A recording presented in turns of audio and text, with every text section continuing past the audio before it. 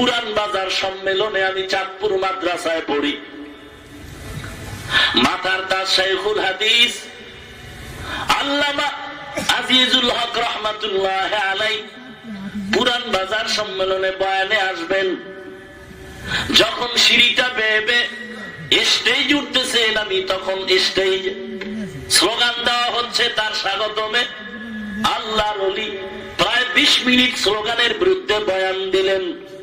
কেন আমার স্লোগান? কোরআনের বয়ান বন্ধ করে আমাকে স্বাগতম জানাও, এটা কোরআনের অপমান। আল্লাহ যদি কবুল করে স্বাগতম ফেরেশতারা দিবে, তোমাদের স্বাগতমে কিছু আসবেও না, যাবেও না। আর আল্লাহ যদি জাহান্নামে দেয়, তোমাদের স্বাগতম কোনো কাজে আসবে না। আমি আজিজুল হকের ফ্যামিলিতে নারী পুরুষ সহ 60 জনের উপরে হাফেজ কোরআন। নবীর উম্মত, কিসের অহংকার, কিসের নামের টাইটেলের পেছনে দৌড়াও? আবু আব্দুল্লাহ রেডি হয়ে গেলেন, মদিনার পোশাক ফালা দেয়, শার্ট প্যান্ট ক্যাপ মাথায় দিয়ে লাঠি হাতে নিয়ে চলে গেলেন। জঙ্গলে শুকরের রাখাল হয়ে গেছে। 1 বছরের কিনারায় ইরাকের জমিন থেকে জুনায়েদ বাগদাদি সহ বিশাল কাফেলা আল্লাহর ওলিকে আবার আগায় আনতে যায়। পাও ধরে কাঁদবে, হেদায়েতের দরজায় নিয়ে আসবে। আল্লাহর দরবারে মোনাজাত বন্ধ নাই, কান্নাও বন্ধ নাই। মাওলা তুই ফিরা দাও। আর আপনারা আমরা একটু যদি ইমামের দোষ পাই, তিলের তাল বানাইতে দেরি করে না রে মুসল্লির দল। যেই ইমামের পেছনে নামাজ পড়ো, সেই ইমামরে পেছনে গালি দাও, কপাল পোড়া ভাই। যেই ইমাম তোমার বাবার জানাজা পড়ায় দিল, সেই ইমামের বিরুদ্ধে ষড়যন্ত্র করো রে কপাল পোড়া। পায়ে ধরে বলি, গোপনে পারলে ক্ষমা চাও। না হয় যদি কোন ইমাম তোমার কথায় কষ্ট পায়, চোখের পানি ছেড়ে দেয়, তুই একা ধ্বংস হবি না, তোর ফ্যামিলিও ধ্বংস হয়ে যাবে। কত প্রমাণ চাও ভাইরা আমার? জুনায়েদ বাগদাদির কাফেলা চলছে, কই আমাদের মুর্শিদ সাহেব কোথায়? এলাকায় গুইয়া দেখে, খবর নাই, কেউ চিনে না। সবাই কান্নায় বিভোর। ঘুরতে ঘুরতে ঘুরতে ঘুরতে গিয়া দেখে জঙ্গলের ভেতরে একটা লাঠি নিয়ে শুকরের সামনে দাঁড়ানো আছে। নাই টুপি, নাই পাগড়ি, নাই মাথার ভিতরে ক্যাপ লাগানো, আর খ্রিস্টানদের শার্ট প্যান্ট পরা। কান্নার আওয়াজ। জুনায়েদ বাগদাদির কাফেলা গিয়া আবার পা জড়ায় কাঁদতেছেন। শায়েখ আমাদের ইরাকের মানুষ এমন ব্যাকুল হয়ে গেছে, দিন থেকে বিদুরিত হয়ে যায়। তাড়াতাড়ি ফেরত আসেন, চলেন, দ্রুত চলেন। কান্নায় তার দিলটা নরম হয় না। কিতাবে ঘটনা লেখা হয়, কান্নার পর্যন্ত কাঁদতেছে। জুনায়েদের কাফেলার কান্নায় শুকরও কান্না শুরু করেছে। গাছের পাতার থেকে পানি ঝরতেছে, কিন্তু আবু আব্দুল্লাহর চোখে পানি ঝরে না। আল্লাহ দরবারে কাঁদে, বলি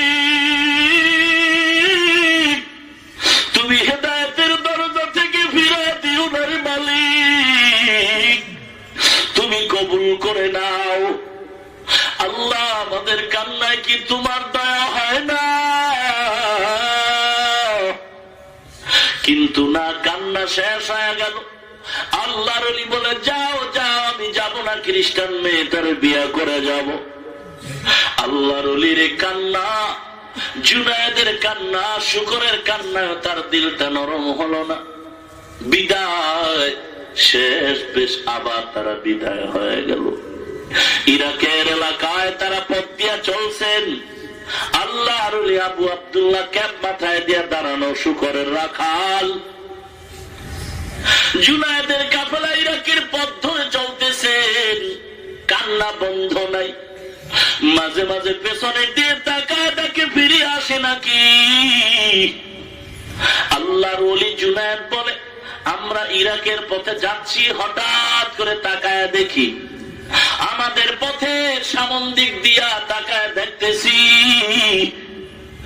ওই রাস্তার কিনারায়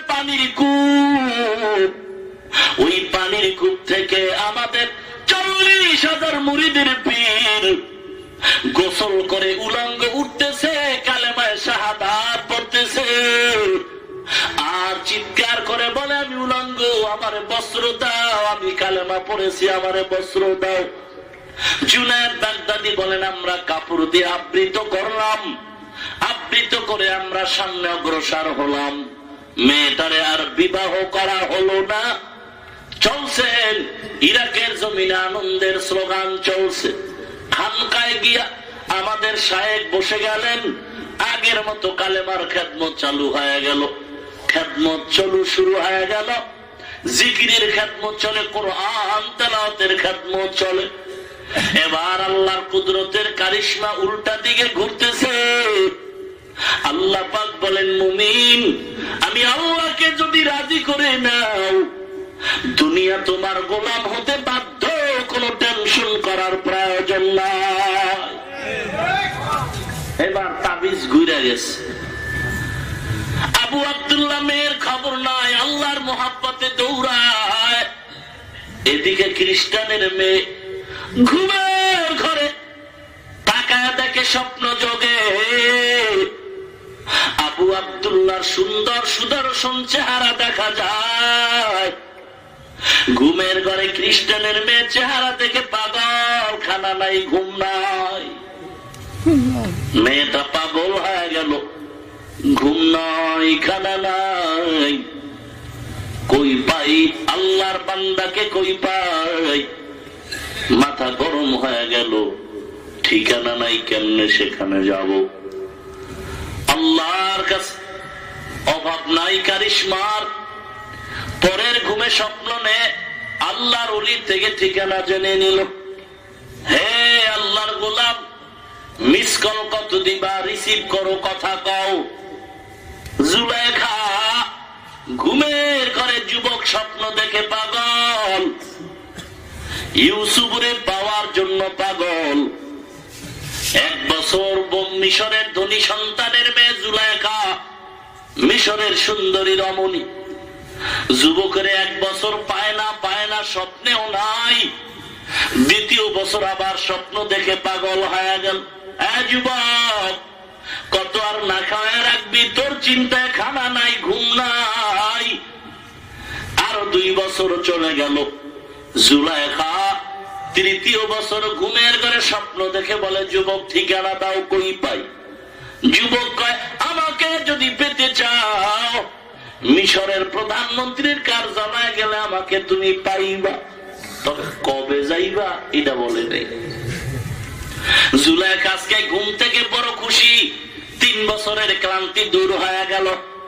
এত বছরের মিসকলের জবাব, আব্বা যান চলে যান মিশরের প্রধানমন্ত্রীর কার্যালয়, আমার কাঙ্ক্ষিত মেহমান পেয়ে গেছি। মিশরের প্রধানমন্ত্রীর কাছে জুলেখার বাবার প্রস্তাব। মিশরের ধনী সন্তানের মেয়ে, সুন্দরী মেয়ে, তার প্রস্তাবে প্রধানমন্ত্রী রাজি। জুলেখাও বড্ড খুশি রওনা হয়।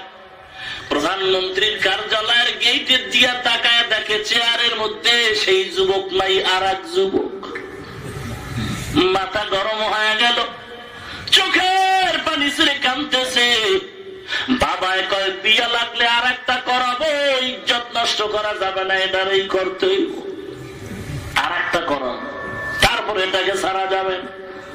জুলেখা দিল ভরে কান্দের, মালিক আমি আসল মালিক চাই, আসল মালিক চাই, আসল বন্ধু চাই। ইউসুফ জুলেখার কাহিনী প্রেম কাহিনী না, ইউসুফ জুলেখার কাহিনীর ভিতরে মারেফত আর রাজনীতির বয়ান। খুলো বাংলা কোরআনের তরজমা পড়ে দেখো না, কোন চোর বলে কোরআনে রাজনীতি নাই? চোর। ইউসুফ জুলেখার ঘটনা পড়ে যদি বলো রাষ্ট্রনীতির কথা কোরআনে নাই, তোমার জোতা আমার পিঠ রেডি। ভাইরা আমার, সুলাইমান বিলকিসের ঘটনায় তাকাও, দেশ পরিচালনার জ্ঞান আল্লাহ দিছেন। এইবার জুলেখা প্রধানমন্ত্রী বিয়া করলো, তবে আসলটার জন্য পাগল। আল্লাহ কয়, জুলেখা তোর কান্না কবুল হয়ে গেছে, বাসর ঘরে নতুন স্বামীর পুরুষত্ব আল্লাহ গোপন করে নিলেন। জুলাইখার স্বামী হিসাবে মোহাব্বতের খানা চলতেছে, কিন্তু আসলটা দেয় না। আসলটা আসল না, বান্দার জন্য রিজার্ভ। আল্লাহ বুঝাইতে চায়, হে মুমিন, জুলাইখা আসলটা রাখছে আসল ব্যক্তির জন্য। স্বামীর সাথে নকল ব্যবহার চলছে। অমুমিন, দুনিয়াতে তোমার মা আপন না, বাবা আপন না, ভাই আপন না, ম্যাডাম তোমার আপন না। আপন হলো আমি দয়াময় তোমার আল্লাহ। অতএব তোমার আসল ব্যবহার কপালের সিজদা তুমি কোন পীর ভণ্ডরে দিবা না। তোমার কপালের আসল ব্যবহার দিবা আসল মালিক আল্লাহকে। ভাইয়েরা আমার, কষ্ট হচ্ছে আপনাদের? আর একটু চলবে? 2-4 মিনিটেই দোয়া হয়ে যাবে। আল্লাহ কবুল করো। আমি আগেই বলছি, সারা রাত ওয়াজ হেদায়েতের চাবি না। আর ওয়াজের দ্বারা হেদায়েত হবে, তাবলীগ করলে হেদায়েত হবে, জিকির করলে হেদায়েত হবে, কোন নিশ্চয়তা দেওয়ার মতো ক্ষমতা কোন বান্দার হাতে নাই। আছে? তবে হেদায়েত পেতে পারে সেই আশা, সেই আশার জন্যই চিল্লা চিল্লি। ও নবীর উম্মত, মেয়েটা স্বপ্ন দেখে আবু আব্দুল্লাহ রে কই পাই, ঘুমের ঘরে ঠিকানা পেয়ে গেল। চলছে কোথায়? ইরাকের নদীর কিনারায় তার খানকা। মেয়েটা বাপ মা ছেড়ে রওনা হয়ে গেল স্বপ্নের আবু আব্দুল্লাহ রে পাওয়ার জন্য। আল্লাহ পাক বলেন, এতক্ষণ আবু আব্দুল্লাহ মেয়ের পাগল, মেয়েটা এখন আব্দুল্লাহর পাগল হয়ে গেল। ইরাকের জমিনে খানকার কিনারায় গিয়ে দাঁড়ায় খবর দেয়, অমুক এলাকার খ্রিস্টান মেয়ে আছে, সালাম দাও। পর্দার আড়াল থেকে আবু আব্দুল্লাহ মেয়েটার সাথে কথা বলে কালেমা পড়ায় মুসলমান বানায় দিছেন। আর একটা আলাদা কামরা দিয়ে কয়, ও সন্তান, তুমি ওখানে বসবাস করো, ইবাদত করো। মেয়েটা এখন আলাদা রুমে ইবাদত করে। কিছুদিনের মধ্যে মেয়েটা অসুস্থ হয়ে গেল। এমন অসুস্থ, মেয়েটার ইন্তেকাল হয়ে গেল। আবু আব্দুল্লাহ কান্না করে, রে মালিক, আমি পাগল হয়ে গেলাম তার জন্য। পরিশেষে সে পাগল, বিয়া হলো না। হঠাৎ কালেমা পড়ে কিছু ইবাদত নিয়ে চলে গেল। আল্লাহ জানায় দেয়, আবু আব্দুল্লাহ, দুনিয়ায় যদিও তার বিয়া তোমার সাথে হয় নাই, আমি আল্লাহ কুদরতের পরিসীমায় তোমার বিয়া মেয়ের সাথে জান্নাতের ময়দানে করা হবে। অমুমিন ভাই, টাকা আর ইলমের ব্যবধান। 1 নম্বরে টাকাওয়ালার টাকা আজ আছে কাল থাকবে না। ইলম আছে বিদায় হবে না। বলে হ্যাঁ, ইলম বিদায় হবে। জুনায়েদ বলে, ও আমাদের শায়েখ, 30,000 হাদিস আপনার মুখস্থ কয়টা মনে আছে?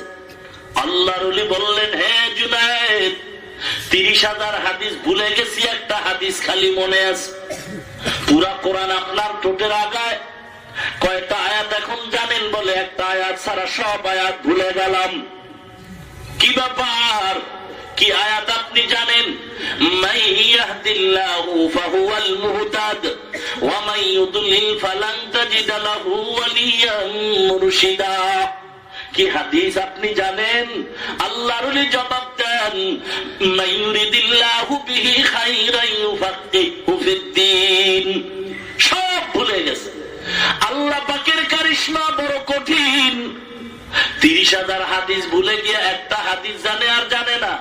আর আমার মাওলায় যদি কবুল করে নেয়, সিনাতারে যদি তৈরি করতে পারো, হে মুমিন, 12 বছরের এলেম আমার মাওলা এক রাত্রে সিনায় ঢুকায় দিবেন। এলমেরায়ে জাজো করদান বেহিসাব, খলকেরা দাদান জওয়াবে বাসওয়াব। এলমের বড় সম্পদ, বড় দাম। টাকাওয়ালার টাকা আজ আছে কাল থাকবে না। ইলিমওয়ালার ইলিম আজ আছে বিদায় হবে না। টাকা আর ইলমে 2 নাম্বার ব্যবধান। ও টাকাওয়ালার টাকা যত বাড়ে দুশ্মন বাড়ে, ইলিমওয়ালার ইলিম বাড়ে তত বন্ধু বাড়ে। কথা বলেন? টাকাওয়ালার টাকা বাড়ে দুশ্মন বাড়ে, ইলিম ইলিমওয়ালার ইলিম বাড়ে তত বন্ধু বাড়ে। মাথা গরম, ঘুম নাই, কখন জানি মামলা হামলার ভয়, বাড়িতে কুকুরের পাহারা, সম্পদ বেড়ে গেল চুরির ভয়। ইলিমওয়ালার কোনো ভয় নাই, ইলিমওয়ালার ইলিম বাড়ে তত বন্ধু বেড়ে যায়।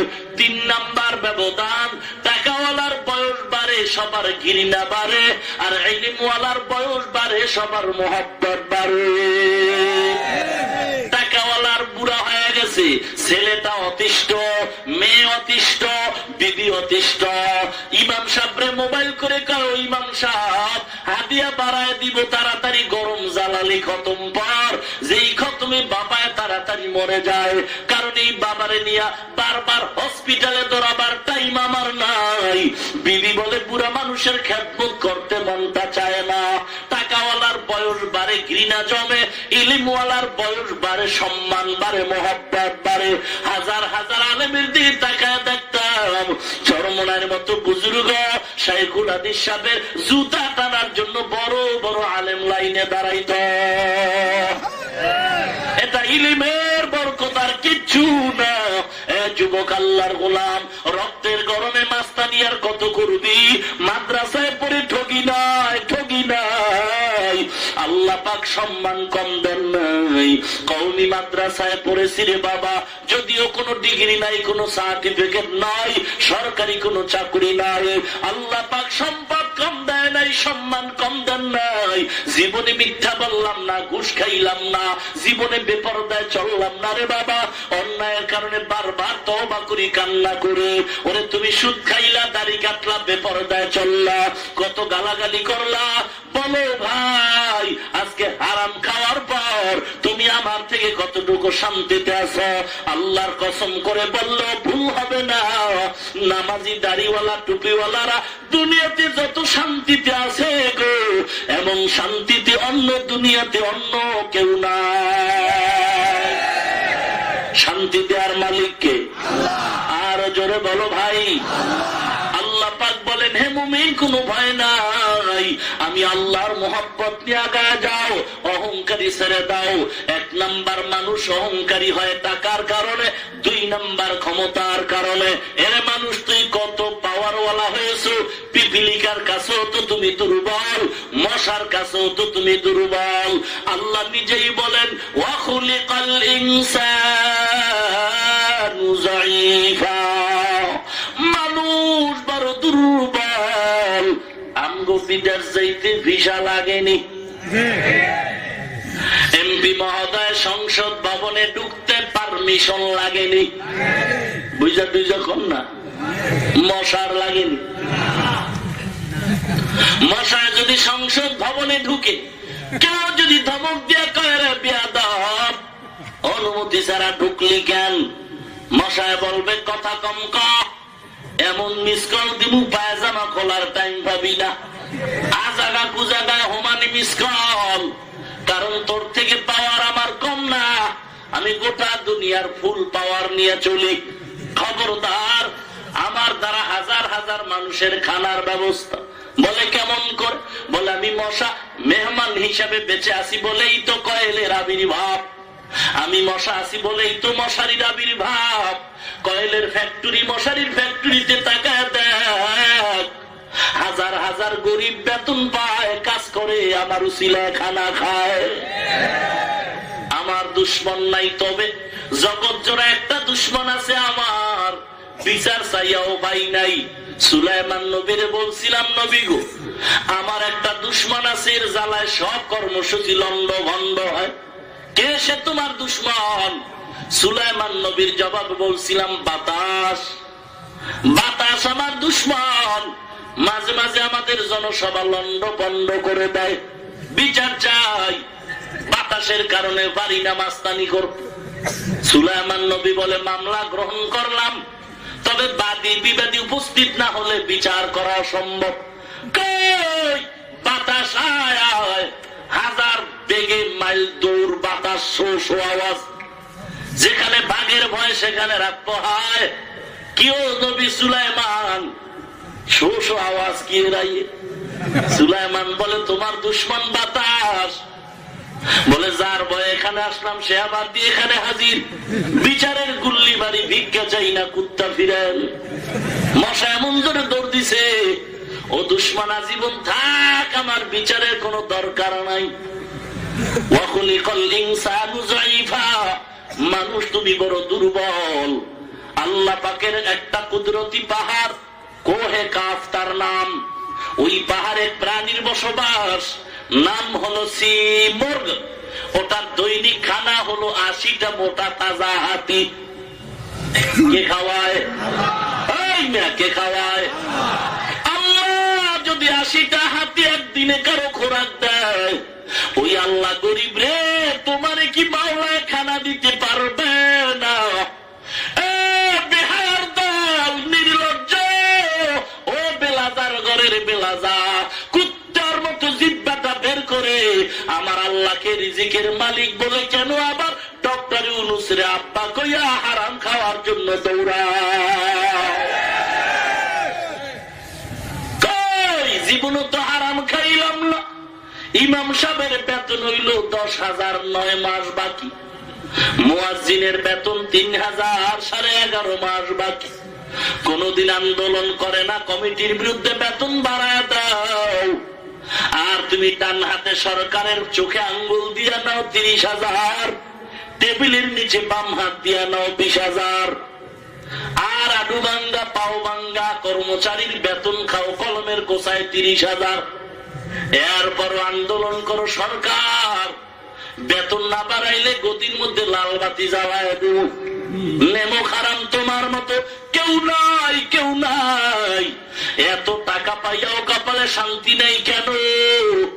গরিব যখন তুমি তার বেতনটা মেরে দাও, তুমি আরামে খাও।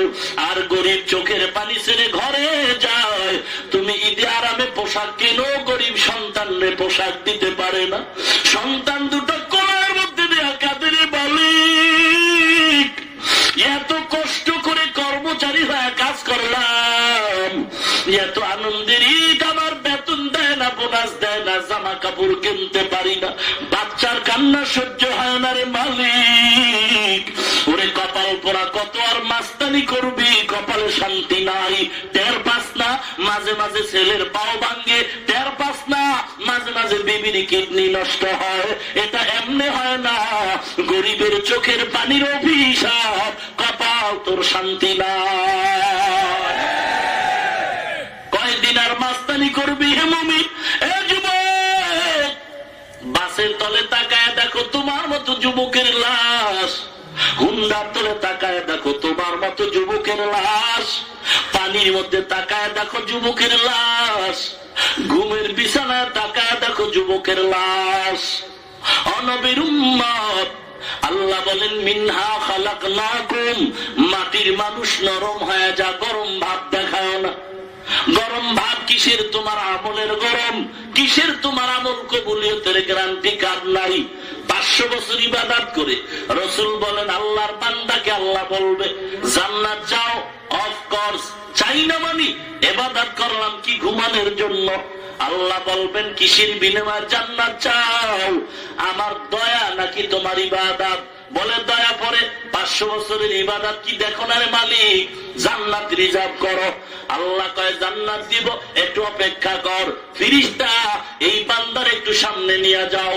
যখন জাহান্নামের কিনারা নিয়ে যাবে, জাহান্নামের তাপে কলিজা ছটফট করবে। রাসূল বলেন তখন বান্দা একটা চিৎকার মারবে, পানি দাও, পানি দাও। তখন এক ফেরেশতা একটা গ্লাসে ঠান্ডা পানি নিয়ে বান্দার সামনে ঘুরবে আর বলবে পানি পানি পানি দে, পানি দে। কয় পানি আমনে দিব না, পারিশ্রমিক দাও, আমাকে তার বিনিময়ে দাও। কি চাও? 1 গ্লাস পানির বিনিময়ে। পানিওয়ালা বলে 500 বছরের ইবাদত চাই। আল্লাহর বান্দা তখন বলবে ইবাদতের গুল্লি মারি জীবন বাঁচায় লই, 500 বছরের ইবাদত নে, 1 গ্লাস পানি দাও। আল্লাহর বান্দা পানি পান করে পিপাসা মিটবে না, তখন সিজদায় পড়ে কান্না শুরু করবে, আল্লাহ ইবাদত দিয়া জান্নাত পাবো না রে মালিক, তোমার দয়া ছাড়া জান্নাত পাওয়ার কোনো আশা আমার নাই। 1 গ্লাস পানির দাম যদি 500 বছরের ইবাদত হয়, সকাল থেকে সন্ধ্যা পর্যন্ত, সন্ধ্যা থেকে সকাল পর্যন্ত কত পানি হিসাব কেমনে দিবা চিন্তা করো। এরে মুমিন ভাই, আসলে আল্লাহর ভয় নাই। ওরে যুবক, এই দাড়ির কারণে সম্মান কমে নাই, অহংকারী ছেড়ে দাও। এত বয়ানের পরও যদি নরম না হও, 2 নাম্বার সংকেত, ওয়াফিহা নুঈদুকুম, আমি তোমাকে মাটির গর্ভে আবার নিয়ে যাব, উপায় নাই। ওই মাটির গর্ভের নাম কবর। আল্লাহর নবী বলেন, আল কবরু রাউযাতুম মির রিয়াজিল জান্নাহ আও হুফরাতুম মিন হুফারিন নার। কবর হবে কারো জন্য জান্নাতের বাগান, কবর হবে কারো জন্য জাহান্নামের টুকরা। কার জন্য জাহান্নামের টুকরা? ইন্নাল আবরারা লাফি নাঈম ওয়া ইন্নাল ফুজ্জারা লাফি জাহিম। নেককারদের জন্য জান্নাত, গুনাহগারদের জন্য জাহান্নাম। ও শিক্ষিত মুসলমান, আপনারা একটু বলেন, আল্লাহর কোরআনে, রাসূলের হাদিসে কি জাহান্নামের বয়ান নাই? যদি মনে করেন কোরআন সত্য, জাহান্নামের বয়ানও সত্য। যদি মনে করেন হাদিস সত্য, গুনাহগারের জন্য জাহান্নামের যে বয়ান করছেন তাও সত্য। মায়ার নবী অন্ধকার কবরের উদাহরণ দেয়।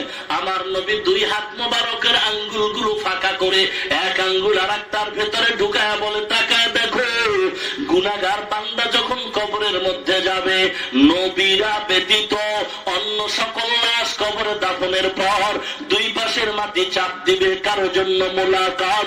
গুনাহগারকে এমন জোরে চাপ দিবে, 2 পাশের মাটির চাপে এক পাজরের হাত দিয়ে অন্য পাজরে এমন করে ঢুকে যাবে, এত চিৎকারের আওয়াজ সকল প্রাণী শুনবে, মানুষ আর জিন শুনবে না। ওই অন্ধকার কবর, বেঈমানের কবরে 99টা সাপ, মুমিনের কবরে গুনার জন্য 70টা সাপ। সাপ এসে আঘাত করতে থাকবে আর আওয়াজ দিয়া বলবে, রে বেঈমান, তোকে কি কোরআনের বয়ান শোনানো হয় নাই? এ ভাই, চাকরি করো, মনে করছো দাড়ি রাখতে পারো না? যুবক, তোমার মতো দাড়িওয়ালা চাকরিজীবীর অভাব নাই। তোমার মতো দাড়িওয়ালা নামাজি যুবক, RAB, army, police, BDR, doctor, প্রফেসরের অভাব নাই। বাবা, তোমাকে পায়ে ধরে জিজ্ঞাসা করি, জবাব দাও, তুমি কেন পারবা না?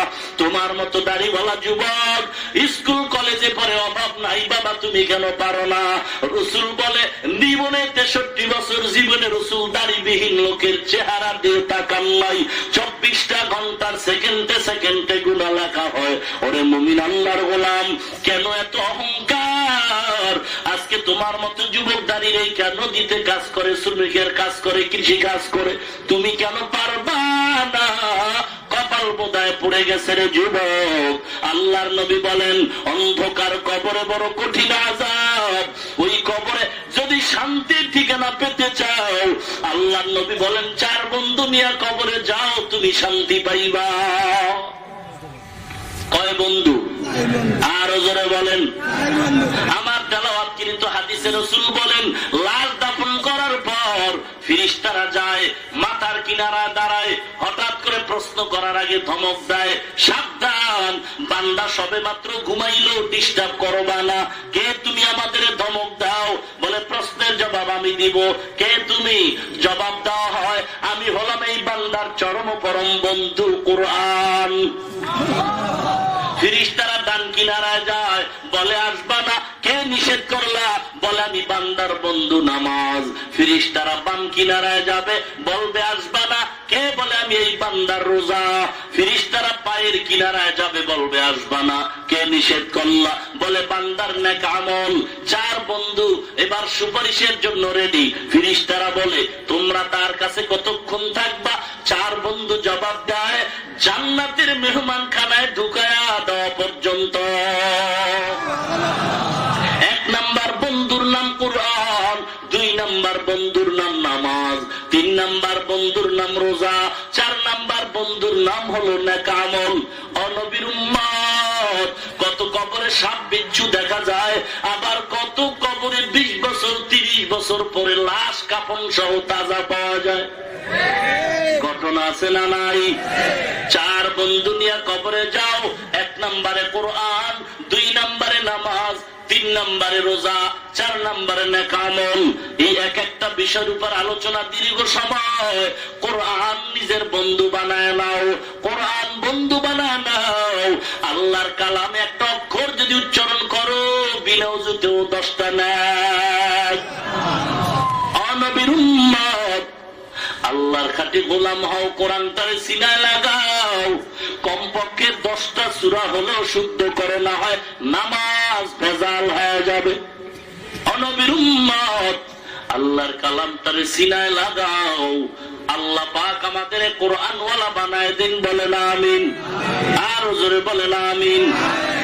নবীর উম্মত, ওই অন্ধকার কবরের ভয়ে একটু চোখের পানি ছেড়ে দোয়া চাও, হেদায়েত চাও, আল্লাহর কাছে বলো, আল্লাহ তুমি কান্নাওয়ালা চক্ষু দাও, যেই চোখে পানি নাই সেই চক্ষু চাই না।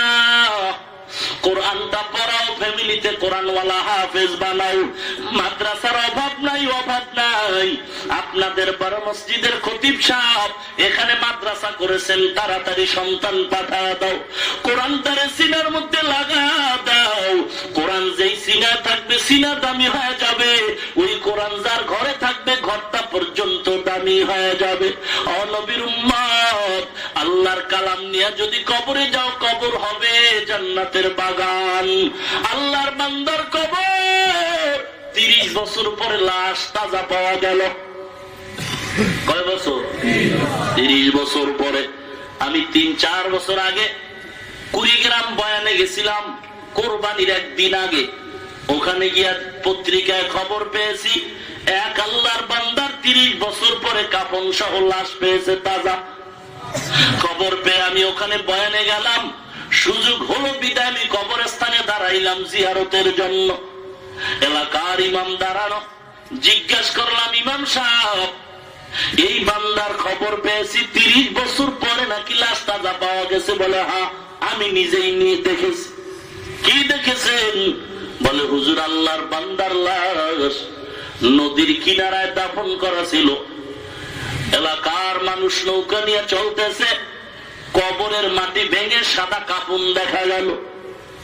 আমাদের খবর দেওয়ার পর আমরা সেখানে হাজির হয়ে গেলাম। যাওয়ার পরে ওলামায়ে কেরাম নিয়ে পরামর্শ করে মাটি খনন করে উঠাইলাম। আমি নিজে লাশ হাতে ধরলাম। আল্লাহর কসম, ওই নদীর কিনারা থেকে এখানে লাশ দাফন করেছি। 30 বছর পরে তাকা দেখি কাফনের মধ্যে কোনো দাগ নাই। আমি জিজ্ঞাসা করলাম, ইমাম সাহেব সেই ব্যক্তি কত বড় বুজুর্গ, কোন মাদ্রাসার মুহাদ্দিস? ইমাম সাহেব চোখের পানি ছেড়ে বলেন, না না না, এই বান্দা কোন মাদ্রাসায় জীবনে পড়ে নাই, মুহাদ্দিস তো দূরের কথা, কোন রকম একটু কোরআন পড়তে জানতো। আমি বললাম, তাহলে এত মর্যাদা সে কেমনে পাইল? ইমাম সাহেব চোখের পানি ছেড়ে বলে, হুজুর আমাদের এই বিরাট অঞ্চল, রাজধানীর থেকে যোগাযোগ বিচ্ছিন্ন প্রায়।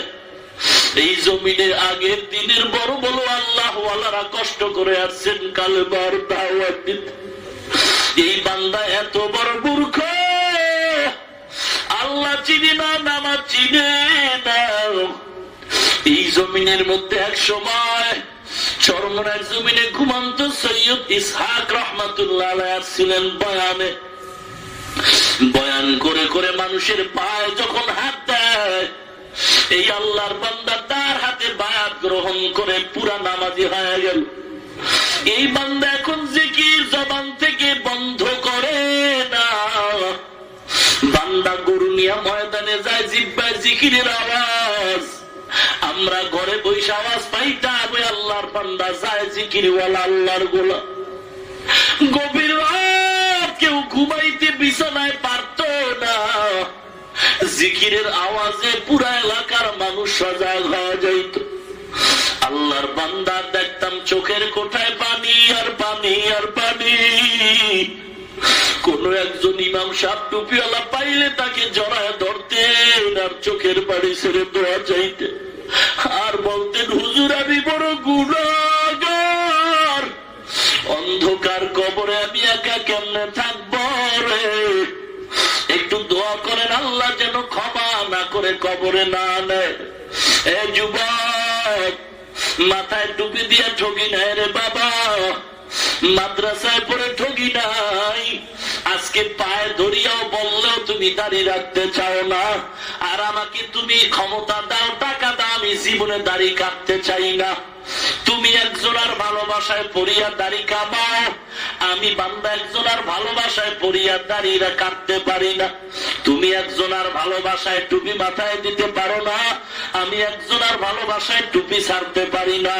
তুমি একজনের ভালোবাসায় তুমি আজকে পর্দা করো না, আমি একজনের ভালোবাসার কারণে পর্দা ছাড়তে পারি না।